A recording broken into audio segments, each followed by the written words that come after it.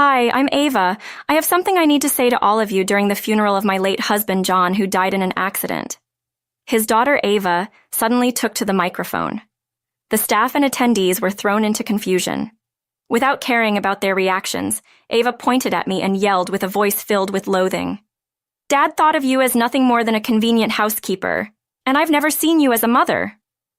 Shocked by her sudden outburst, I questioned whether those words truly came from my daughter.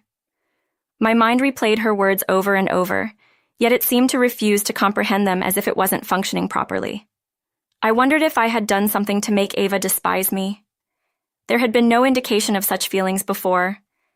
Despite not being blood-related, I believed we had been getting along well as a family.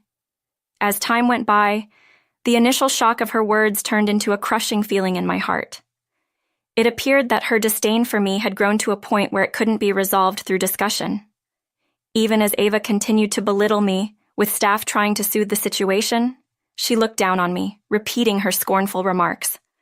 Remembering a promise I had made to my husband, I addressed Ava with resolve. Stay strong, no matter what comes. Ava's face turned to one of astonishment at my words. To her puzzled look, I reiterated, no matter what happens, I, Mary, live in an apartment with my daughter and husband, sharing a harmonious life together. Today, being my day off from the part-time job, I decided to spend some quiet time alone at home after finishing the household chores. While sipping coffee on the home sofa, a photo of our family of 3 on a trip caught my eye. This led me to reminisce about when I met John. It has been 7 years since John and I got married. The encounter happened when I was doing outdoor work and dropped some documents, which he helped pick up. Despite others seeing me struggle, he was the first to come over and help, showing concern as we gathered the papers together, a memory I still hold dear. As our companies were close by, we started acknowledging each other on our way back from work or during lunch breaks, gradually leading to conversations. John was older, but an honest adult. His lively, bright, and direct nature made me more attracted to him each time we met. Eventually, we exchanged contact information and started making plans to meet. It was a happy development for me, but there was one concern. John had a child. Sometime after we started seeing each other, he mentioned, I have a child. The child, a girl, was in the upper grades of elementary school. John had been widowed when the child was still young, and he had taken on the responsibility of raising her alone until now. He had been a single father. John expressed his desire to remarry and wanted me to meet his child. Being an only child, I don't have any nieces or nephews, nor do I have young relatives. Thus, I'm pretty clueless about how to interact with children. But, unwilling to give up on the idea of having a family with John, I decided to meet his daughter, Ava. Before our meeting, John shared with me what Ava is like and showed me pictures from a trip they took, featuring Ava with a cute ribbon, smiling alongside John. She looks adorable and very happy, I remarked. She is, but I've been spoiling her a bit too much lately, John confessed. John, feeling sorry for Ava not having a mother, had been indulging her every wish, even if it meant going out of his way to fulfill them. Ava, spoiled by her father, has developed a bit of a willful temperament, sometimes leading to conflicts with friends. While I found their relationship endearing, it did make me wonder if I could really step into the role of a parent given my lack of experience with children. However, I believed that with John by my side, we could overcome any challenge. Seeing John smile with a slightly troubled look helped dispel my lingering doubts. Then, a week later, the day came for me to meet Ava for the first time. The meeting place was the zoo, chosen because it's one of Ava's favorite places. We agreed to meet just before noon, and I arrived 5 minutes early, waiting for them at the entrance.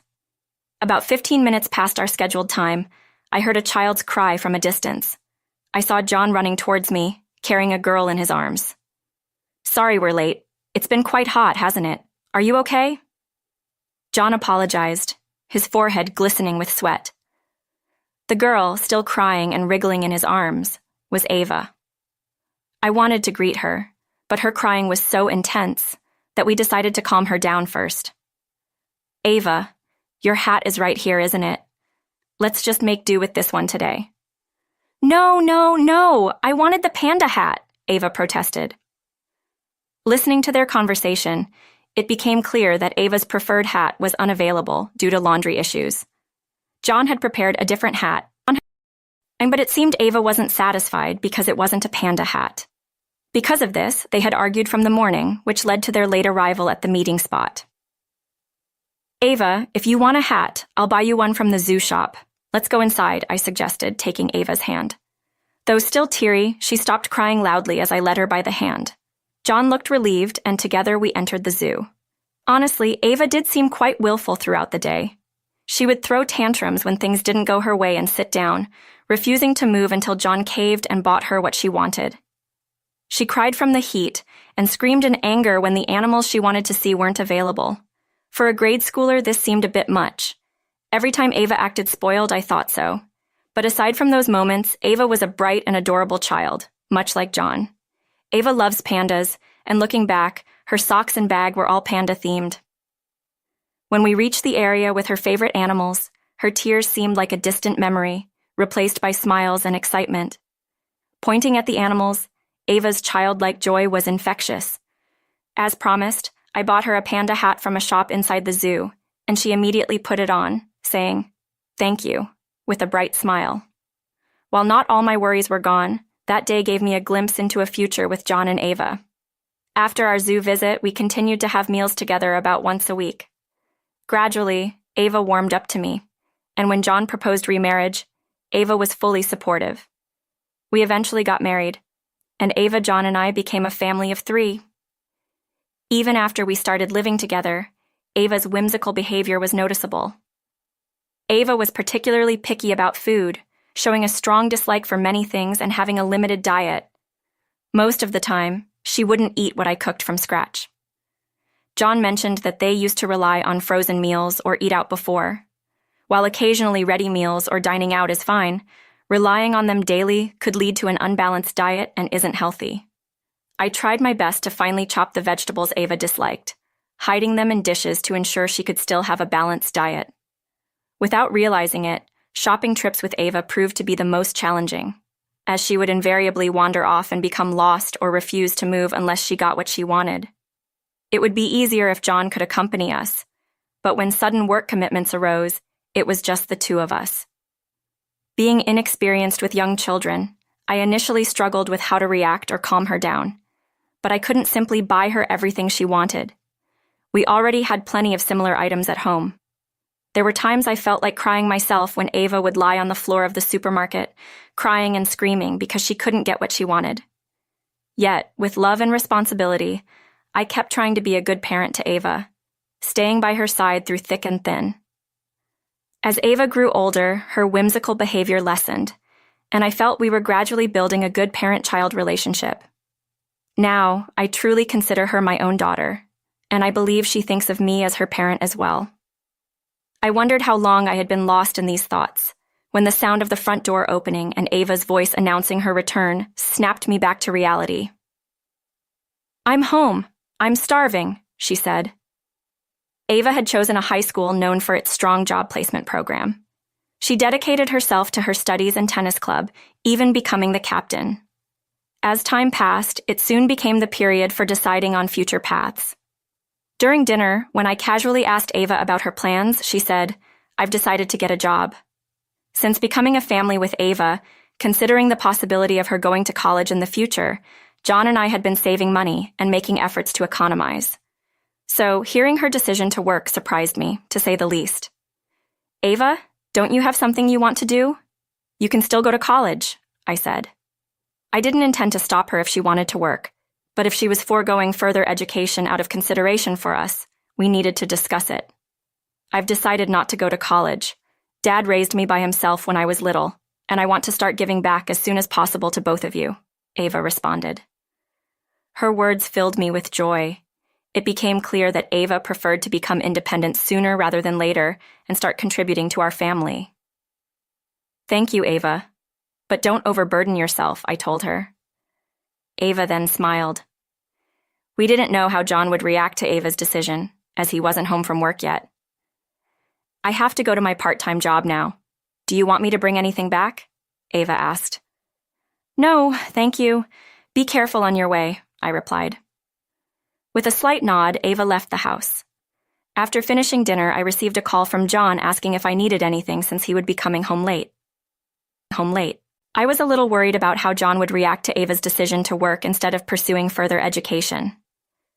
It was past 11 p.m. when John came home, looking exhausted but still greeted me with a smile. As I handed him dinner and told him about Ava's decision, he furrowed his brow and a serious expression took over his face. But if she wanted to go to college, we could support her with the savings we've accumulated.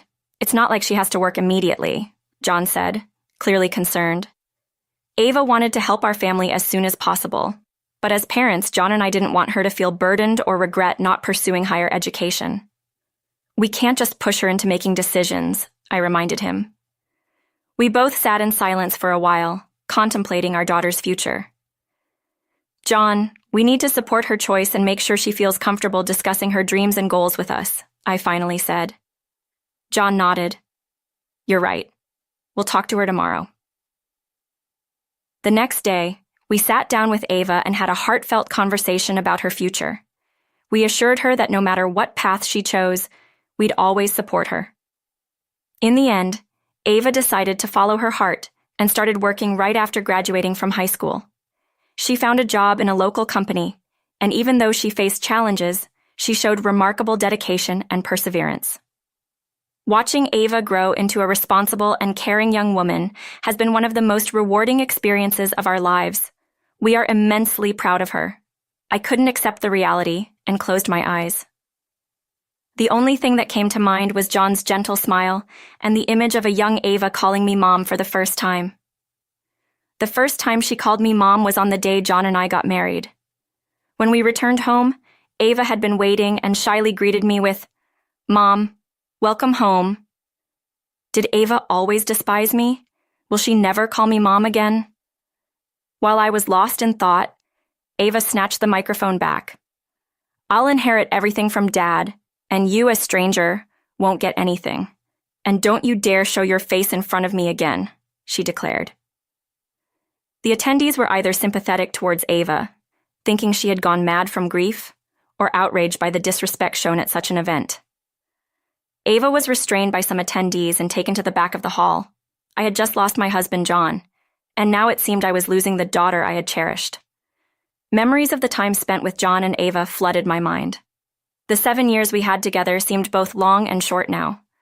I had always tried to engage sincerely with Ava, despite not being related by blood, believing we had a bond of affection. Sadly, Ava's heart was no longer with me. Then, remembering something John had told me, I made a decision and stood up to address the microphone. "Ladies and gentlemen, I apologize for the disturbance. I am Mary, John's wife," I began. The noisy hall quieted down as I started to speak. Meanwhile, at the back of the hall, Ava continued to shout, "Cut ties with me! You won't get any inheritance!" while being held back by relatives and staff. "Ava, I understand your point. We'll go our separate ways," I said, and Ava's face brightened a bit. She was getting what she wanted, cutting ties with me, whom she despised, and getting her inheritance. I felt a heaviness in my heart at her reaction. I was still struggling to catch up with my emotions. Is the pain of being rejected by one's daughter this harsh? Stay strong no matter what happens. After saying that, I apologized again to the attendees for causing a disturbance and proceeded with the intended speech. Ava was taken outside by the staff, deemed needing to calm down. I glimpsed her from the corner of my eye. The ceremony continued without further issues, and I apologized to each staff member and attendee after it ended. I haven't been in contact with Ava since then. I haven't reached out, but somewhere in my heart, I was sure we would meet again. Months have passed since my husband's funeral. I have completed all the necessary procedures as his surviving spouse and have been getting by. I'm still not over the grief, but staying alone at home makes it worse, so I'm gradually returning to my part-time job. Ava, it seemed, took her belongings while I was out, as her clothes and shoes disappeared one day. I haven't been able to bring myself to clear away my husband's chopsticks and plates. I spend my days in a room filled with his remnants. Today, after finishing my 4-hour part-time job, I returned to my apartment. To my surprise, there was Ava, whom I hadn't seen in a while, standing at the entrance. Noticing me, Ava approached quickly and started to confront me with, This isn't what we agreed on. She seemed frantic. I gently pushed her shoulder, suggesting we go inside to avoid causing a disturbance to the neighbors. Ava entered the house, complaining. Once the door was closed, she approached me again. The inheritance from Dad hasn't come through. What's going on? It appeared she was panicked because the inheritance hadn't reached her yet. Ava, you're not John's biological child. My words left Ava in shock. In fact, Ava was the child of John's previous wife, not related by blood. When John introduced his child to me, I was informed of this fact, but respecting John's wishes not to hurt Ava and considering her his precious daughter regardless of blood, I had kept silent about this. So, I have a real dad somewhere else? No, your mom was unmarried when she had you, and married John shortly after, so legally you have no father listed. John did not legally adopt Ava even after taking her in by himself. He thought it would be unfair to burden Ava with potential caregiving responsibilities if he became ill, as they would be legally recognized as parent and child. Shocked by this sudden revelation, Ava was very disturbed. So, who can inherit then? Ava looked at me incredulously, and the moment she realized I would inherit, she quickly changed her attitude towards me. Come to think of it, Mom, it must be hard on your own, right? I can come back and help take care of you. I stepped back from Ava, who was trying to cozy up to me. Weren't you the one who said we were no longer related? That was your own words, wasn't it? I said with a cold voice, and she visibly paled, then clung to my feet. No, that's not. I didn't mean what I said back then. She tried to dismiss it, but to me, it seemed like her true feelings. Then, in a panic, she came up with another proposal. So, can't you just share a little bit of the inheritance with me? I kind of overspent. I need money. Ava's breathing was rough, and despite the temperature not being particularly high, she was sweating. It was clear her mind was in turmoil. Having quit her job and not sought reemployment and expecting the inheritance had led her to spend recklessly, leaving her virtually penniless. But I couldn't bring myself to want to help her. I remembered a request John had made during his lifetime. That was when Ava was still working, and by chance John and I had the same day off and went out for lunch together for the first time in a while. It was an Italian restaurant we often visited before we were married, a place full of memories for the two of us. Since Ava was picky with food, it had been a long time since we last visited the restaurant. We were seated at a table with a view of the outdoors. The interior hadn't changed much, but the menu seemed to have undergone some updates. However, the set meals John and I always ordered were still there, which made us happy. I ordered pasta, and John ordered pizza. Once our orders arrived, my husband and I shared our dishes as we ate. After the meal, we enjoyed coffee while watching people pass by outside. Looking up, the sky was clear and blue, and though the window wasn't open, I felt a sense of freedom. Then John, sitting across from me, started a conversation. It's been a while, but this place is as good as ever, he said. Yes, they even have new dishes that Ava might like. We should come back here together next time, I replied. John nodded happily at my suggestion. I'm really grateful for how well you get along with Ava. She can be willful, but she's my precious daughter, he said. I agreed with him. The more I observed them, the clearer it became how dearly John cherished Ava. His love transcended even the bonds of blood, a trait I always found admirable in John. We never know what the future holds. If something happens to me, please look after Ava, he formally requested. Feeling a strange discomfort at his request, I asked, What brought this on? You're not sick, are you? I wondered if he had been diagnosed with an illness, but it seemed that wasn't the case. Just looking at Mary made me want to say it, he said with a gentle smile.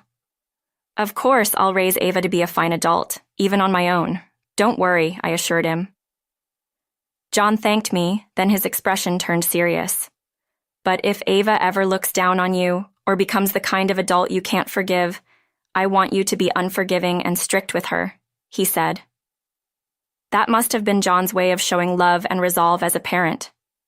I didn't want such a situation to arise, but I nodded in agreement to John's words. I brought my thoughts back from the memories, looking at Ava, who was still clinging to my leg. Ava had tears in her eyes, persistently begging, I want you to share some money with me. Despite her claims at the funeral that John only saw me as a housekeeper, I couldn't feel that way. There was an unshakable love between John and me, something Ava probably never realized. "Hey, are you listening? You're going to share the money, right? I was Dad's daughter too," she said, trying to rise by holding on to my leg. I moved my leg away, shaking her off. "I told you, didn't I? To live strongly, no matter what happens." "No matter what," I emphasized, then forcefully made her stand up. Ava looked at me, stunned, but I pulled her by the arm, pushing her outside the door. Then I placed 4 paper bags filled with her belongings in front of the bewildered Ava. Caught off guard by being put out, she stared at me blankly, but I closed the door firmly without looking back. Half a year has passed since then. At first, Ava came to my house a few times, but I completely ignored her. Angered by being ignored, Ava began engaging in harassing behaviors, like leaving trash in front of my house or sending mail demanding attention. When I happened to witness one of her harassment attempts, she tried to explain away her actions in a panic. Disgusted, I told her, "If you do this again, I'll report you to the police." Perhaps accepting defeat, Ava eventually stopped coming by. I heard from John's relatives that Ava was struggling financially, even resorting to debt. The inheritance came into my possession, and I have enough money, but I haven't quit my part-time job. I plan to use the money John left me only if necessary, without spending a dollar of it yet. I'm not living a life of luxury, but it has been enough for me. I hope to lead a peaceful life, cherishing the memories